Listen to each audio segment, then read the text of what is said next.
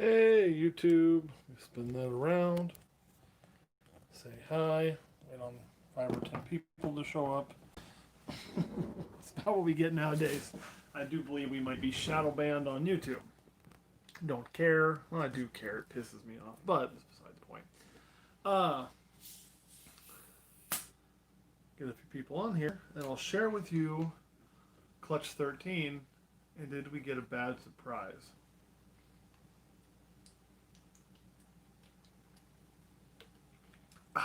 What's going on, Cameron? Needed a drink. What's going on, David?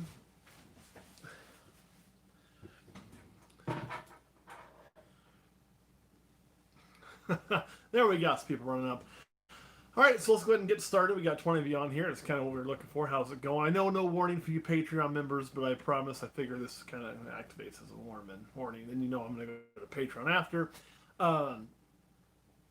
A kink up episode. Well, Cameron, not completely. I'll share with you in a minute. I promise. Just got to stay tuned for a second. Let me get through some of the admin stuff, and then I'll show you. And we haven't had a kink up episode this year, really. It's been really good. We had one baby we cut that we thought was going to be kinked up, and it wasn't. So, hey, right? I just had to get some drama built in here. Got to give me something. So anyway, trust me, if we had an entire clutch of kinked up eggs, I would not be this smiling, and that's not going to be the problem. But first and foremost, I do want to get something out of the way that I haven't discussed yet on YouTube, so I'll go ahead and kind of let the cat out of the bag now. Don't worry, there is a full-blown video kind of explaining more about it coming. That's much more emotional than what I am now, because it was filmed prior to me taking several days to just, get myself in a much happier spot. And that is, we did suffer a loss in the last, it's been about a week, I would say now, in that we lost not quite a full week, we lost our Gaboon. It was very, very heartbreaking. No, nothing new, Wolfgeist, nothing new. I hadn't put this out on YouTube in general yet, I don't think. So this is just kind of catching up YouTube with what you guys already know. Uh, so no, nothing else bad. I'm actually really, really relaxed now after getting back from my little vacation. Uh, but anyway, yeah, it was really sad. I was pretty busted up. But we do have another one here. There are some things I think that I could have done differently in the raising of the last Gaboon. Those will be shared in a video coming up. So don't worry, you guys will understand everything I think I did good, think I did bad, what I learned, yada, yada, yada, yada, yada. But I don't want to spoil that because we've already filmed that, and yeah, it's one of those things I wanted to go. So we do, and it could be just I did nothing wrong, but I think there are some things I could do better. I really, truly do. So I'm going to definitely work harder with our new one. The reason I'm announcing that is because if you're a Patreon member, you're going to see our first ever attempt at feeding this new one. So when we go live on Patreon to show you guys something a little different, I will be attempting to feed our Gaboon Viper. So, there you go, guys, right? So, we might get something really cool, and you guys on Patreon might get to share that, with me, which I couldn't think of a better group to share that with. So, if you're not on Patreon, you want to get there, hop off here real quick, and slide over to Patreon, sign yourself up, and you'll be able to see that live with the rest of us. If you can't, oh, you saw me at Hoo Ha. That's right. I do remember me at Hoo Ha. So now I know who that was. Well, welcome to the show, Jake. That's pretty funny.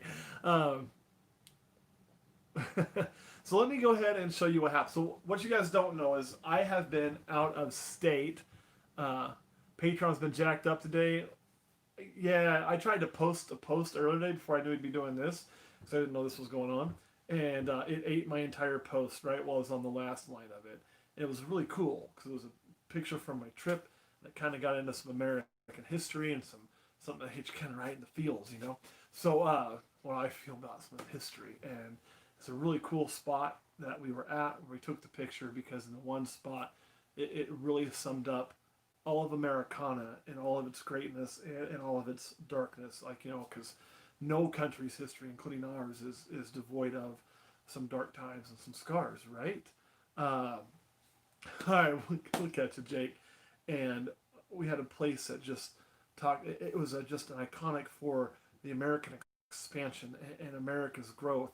and the tearing apart through the American Civil War, and everything else, and then also coming together as it served as a hospital for both sides. It was also a place that did, in its running, in its heyday, featured slavery. Approximately 4 slaves, I think it was, they said worked there, who were then, of course, freed after the Civil War. So it just had all of this American institution in it because it was a tavern. So you envision this Western scene, people traveling. And of course, it's also right by the Trail of Tears.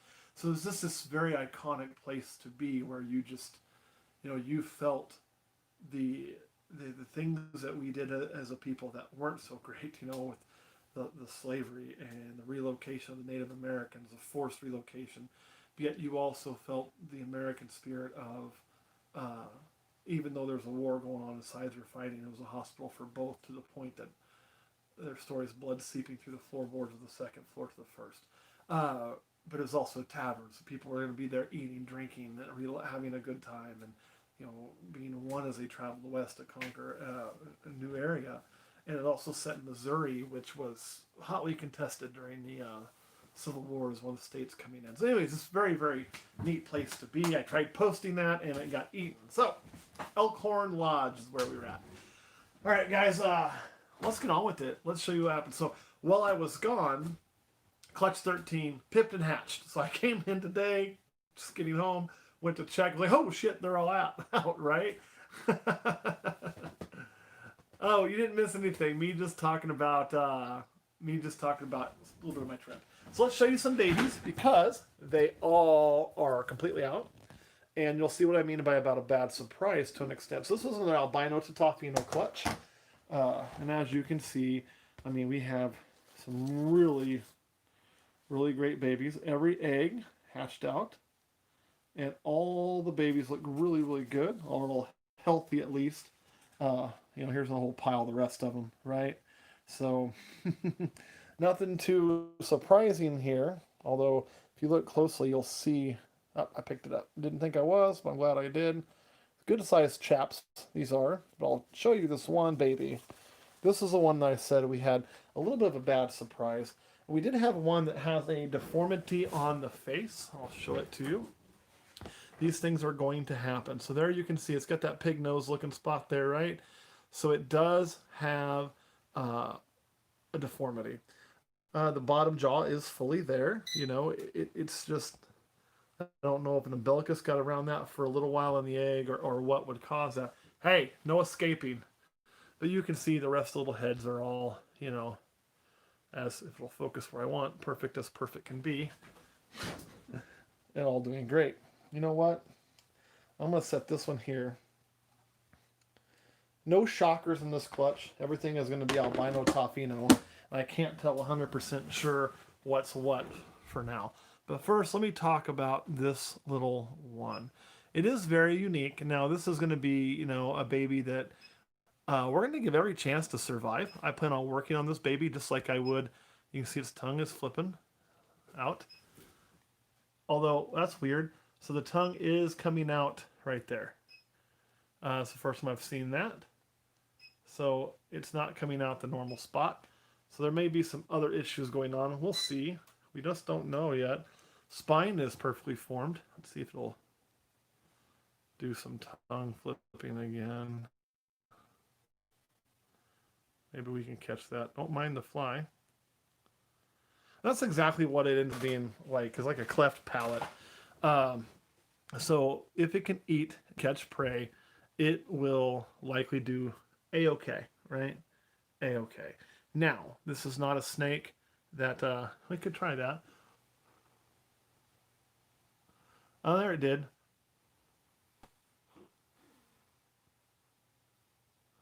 That time it came out the front of its mouth.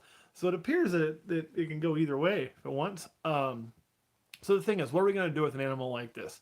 Well, some places, I can tell you, I'm not going to say who or what or where, but I do know some places do, some places don't, would just cull it. They'd just cull it, it wouldn't be worth spending time with, that sort of thing. I am not going to do that. I also do think its eyes are a little bit smaller than they should be. If I can't, I'll show you an eye. There you can kind of see just a little bit. Um, so what we're going to do, let me spin you guys back around, is we're going to give this little snake every chance at survival we possibly can. And if it is able to survive, that's exactly what we're going to do with it. It is going to just go as a pet. I may not even ever offer it for sale. Truth be told, if I can get this little thing going well, this might be something that is the coolest, craziest thing I've ever seen. So it's just shooting his tongue out of all 3 holes.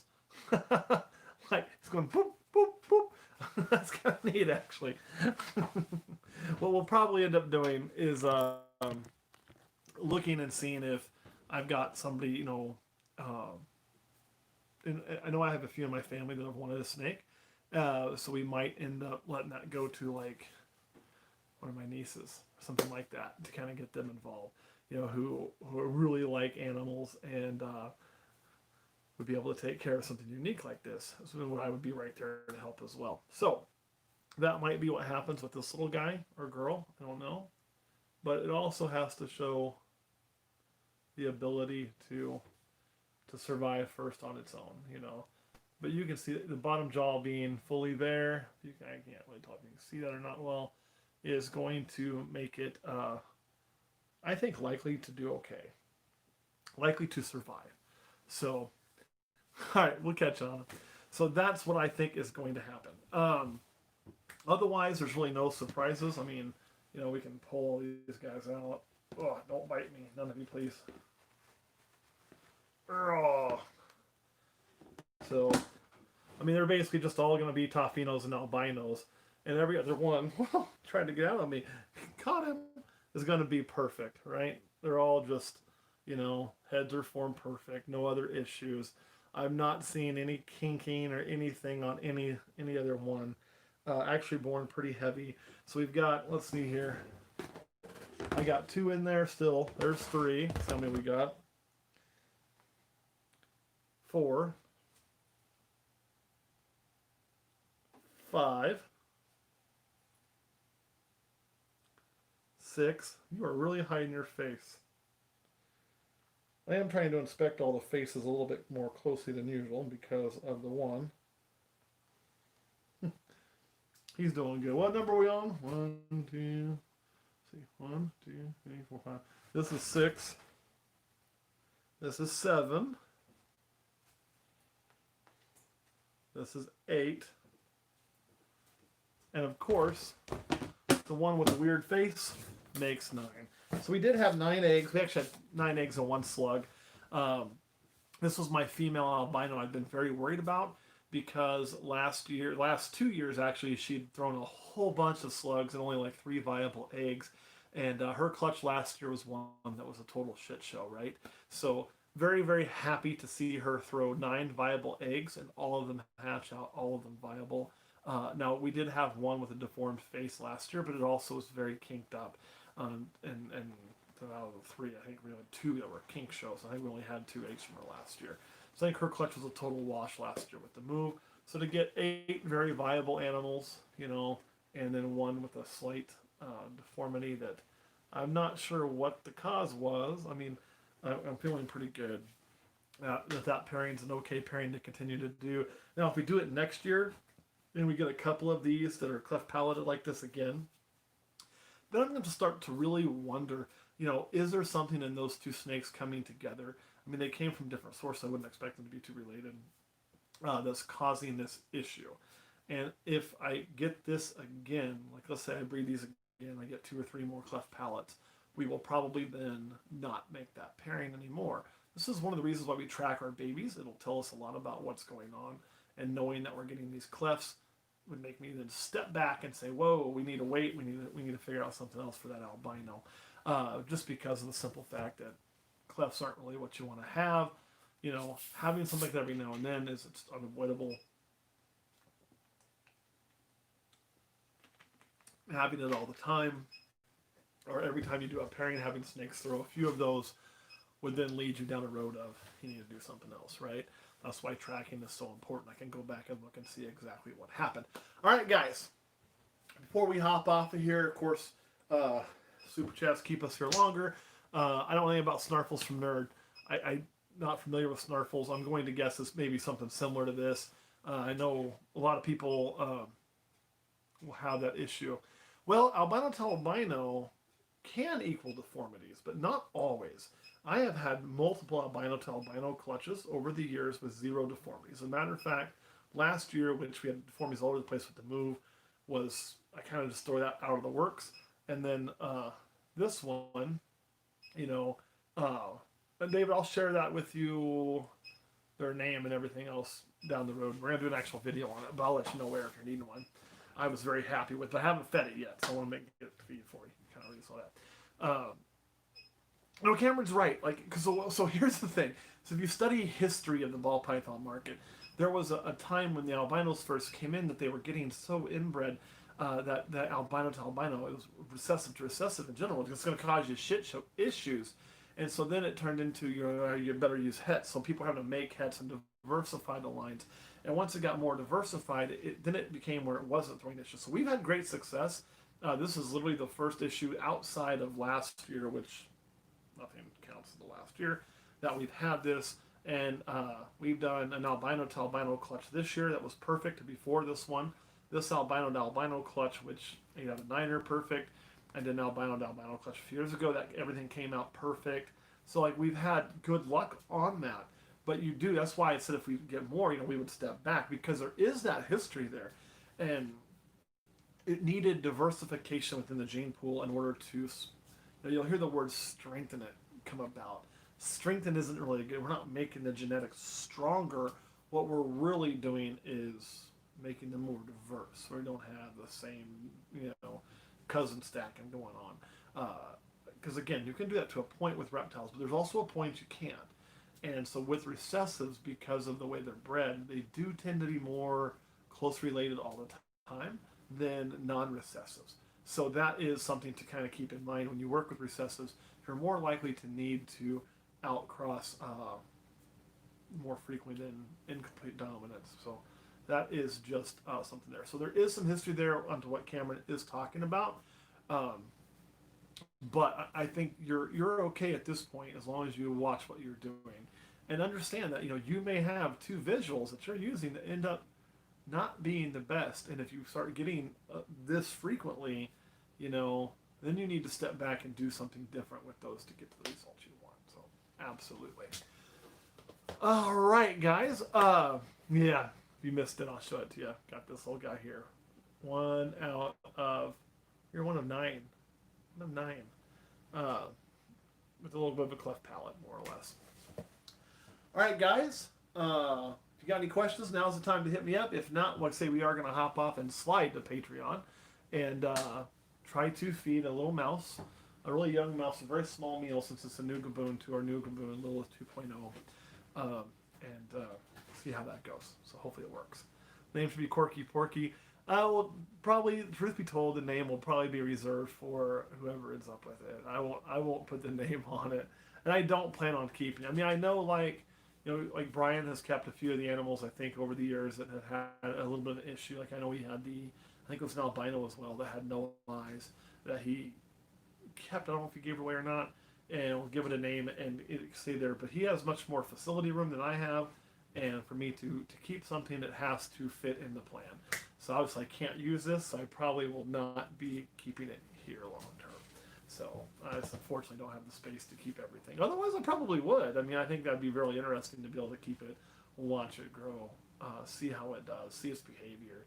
I know we have the one-eyed snake due to incubation issue, and his behavior is funny because he does this little head thing for you. He tries to get the depth perception down. The next egg cutting is actually going to be coming up. I got to track the math. It'll probably be in the next week.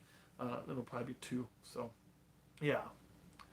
No, Jimmy, I understand. And so, yeah, that's kind of where it comes from. I can't cite the exact place that I remember reading about that because I just did so much reading so long ago before I got started in this, trying to figure out, my path and what worked and what didn't. Like I said, I came in pretty well self-educated in what I was doing with very little experience, and it to be successful, it takes both. You know, yeah, Helen. I do believe Helen is what he named her. Yeah, so that's pretty slick. And if I had his space, you know, I probably would consider doing the same. But I just don't. The darkness is doing good. I don't know if she's gonna have babies this year. She has been feeding for us. Let me see if she ate this last week, David, and that will kind of maybe tell me. She was really late to go last year, so she could be a late one this year as well. Making me look through my feed list there.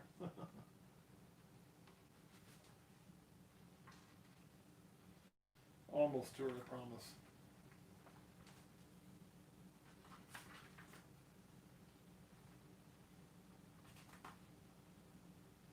Woody Pastel. Okay. Oh.